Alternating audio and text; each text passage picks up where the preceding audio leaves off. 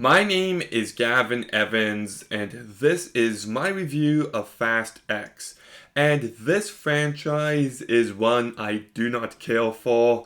I've seen most of the movies, and I've only liked three of them. I like Fast 5, even though people overrate that movie big time, but it's still fun.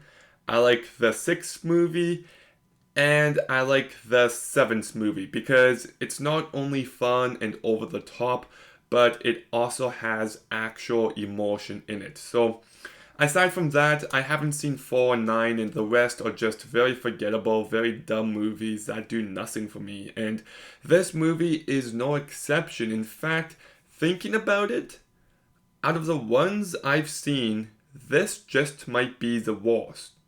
It's either this one or Too Fast, Too Furious, but it's definitely a bottom two movie. Like, I hated this movie. Just hated. And I knew it was going to be bad before this movie even started filming because it was going to be directed by Justin Lin, and then he left like a week before this movie was filmed. And then they got a new director like that, and then they shot it, and no wonder what we got was a giant piece of shit. Like, Louis Leterrier is the director they got, and I actually find him to be very underrated. I like Unleashed. Transporter 1 and 2 are fun. Now You See Me is good up until the end, and it's been a while since I've seen it, but I've never found his Clash of the Titans movie to be as bad as people say. So I like him as a director, but he was just given an impossible task here, and yeah, it really shows. And to be honest, even the post production of this movie is just atrocious. Like, this movie is terribly edited. It's just a terribly made movie in every single aspect, especially the look. I got the feeling that they just used green screen as often as they could here because it really looked like it. So many scenes with Vin Diesel standing there and there was these like white blur lines around him, and I'm just like, that is some very choppy visual effects. Like, it looks so fake now. And it kept taking me out of the movie time and time again. This movie is also like 2 hours and 20 minutes, and I'll get to it later, but it is far too long. I found it to be very boring and uneventful, and just, yeah, you know what? Let's just get into it now. Nothing in this movie matters. It is trying to set it up to be the next Infinity War. Well, all of these characters are back and they're separated and the stakes have never been higher. This villain makes it personal and it ends on a cliffhanger, and it's just, I do not care. I do not care. Anyone who dies in this franchise always comes back, so there's never any tension. I'm telling you right now, there are some scenes at the end of this movie where you think people might be dead, and I'm telling you, everyone is coming back within the first 10 minutes of the next movie. So, just nothing has any bit of weight to it. It's never tense, it's never thrilling, it's never fun. And I think it's very off tonally because everybody treats this movie so seriously, but it's so stupid at the same time. And sometimes that can work, but when so many of the performances and so much of the writing is as stale as this movie has it, then there are lines of dialogue.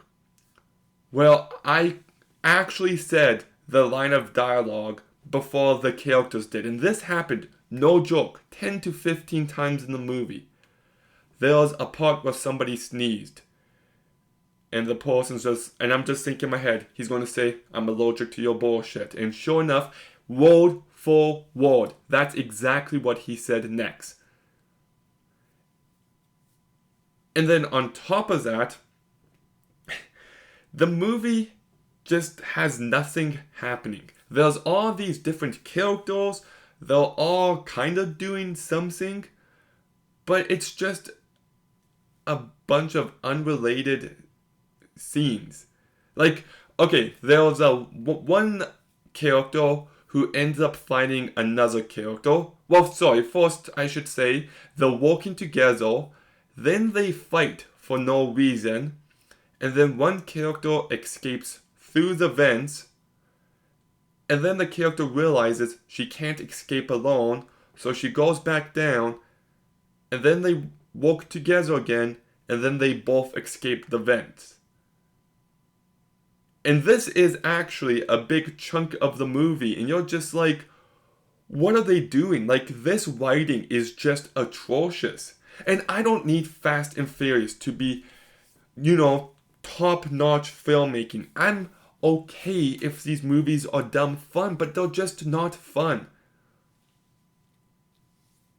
Mission Impossible is fun.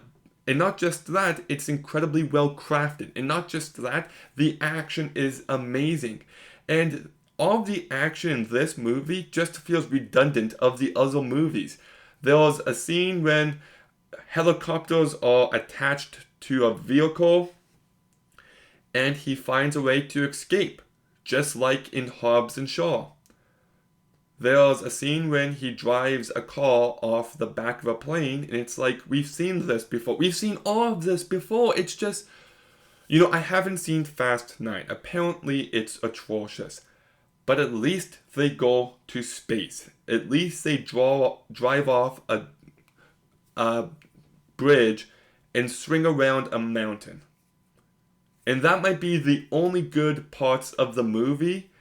But here, it's just been there, done that. There's nothing here that feels fresh. It's just ran its course. And how could it not?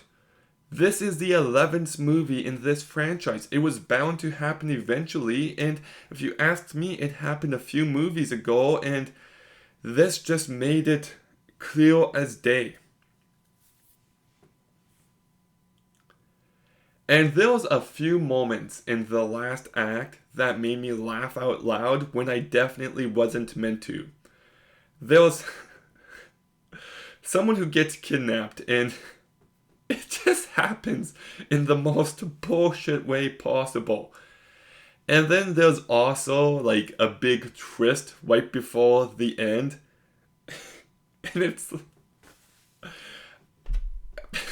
I don't want to give anything away, but it was just so laughable the way they executed that. And the cliffhanger in this movie is atrocious because it just ends.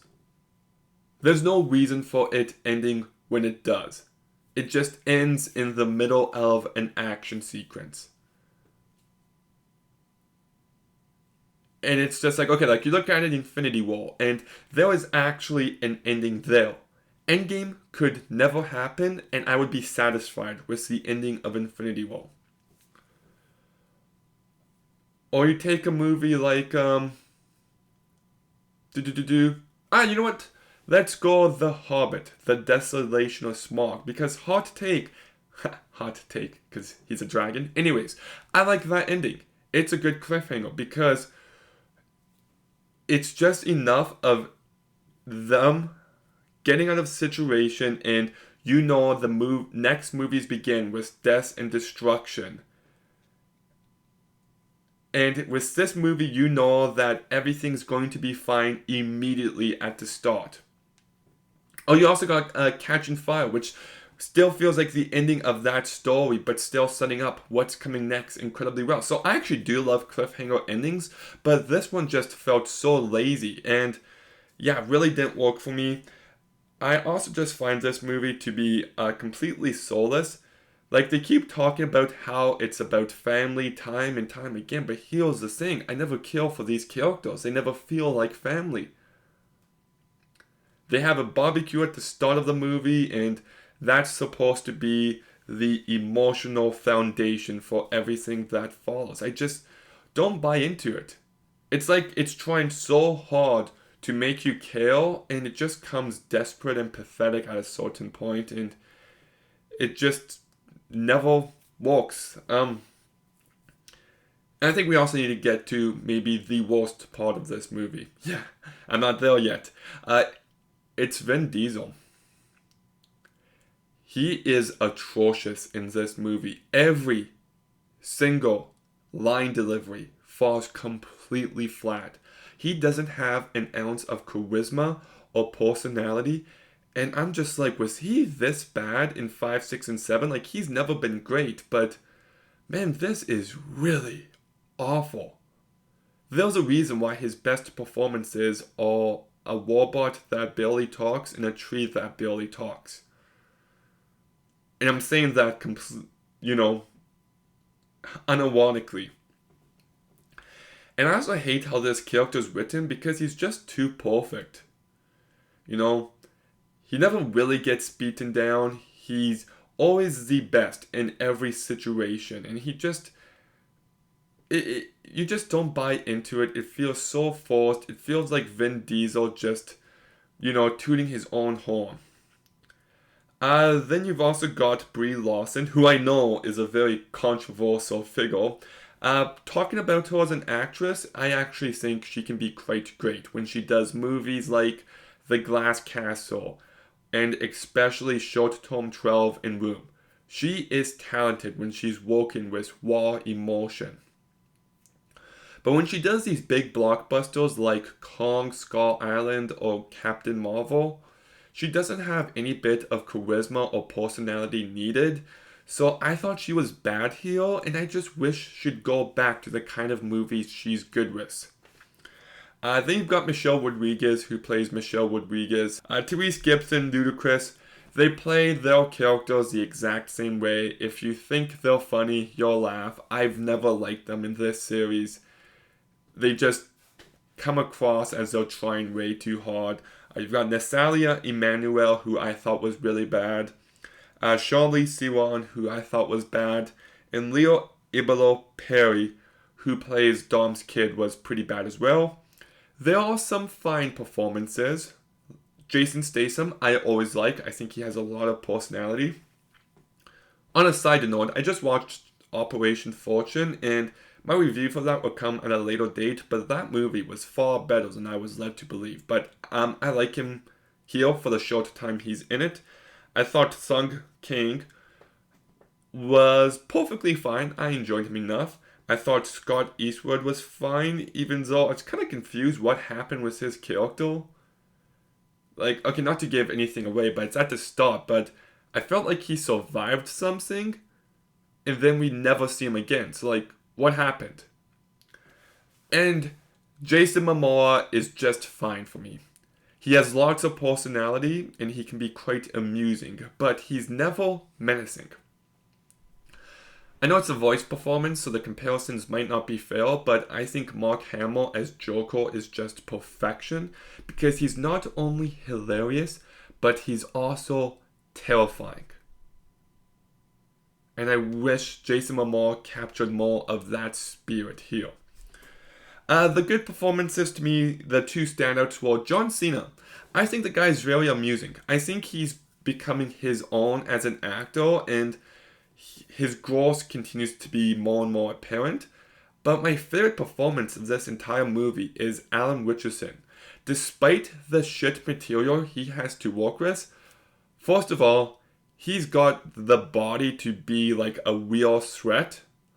And secondly, he's also got the charm and charisma. Like, I think this guy could be the next big action star, and I hope he gets given that chance. I know he's reach on TV, but I'm talking movies on the big screen that actually matter. Yeah, so overall, this movie was terrible.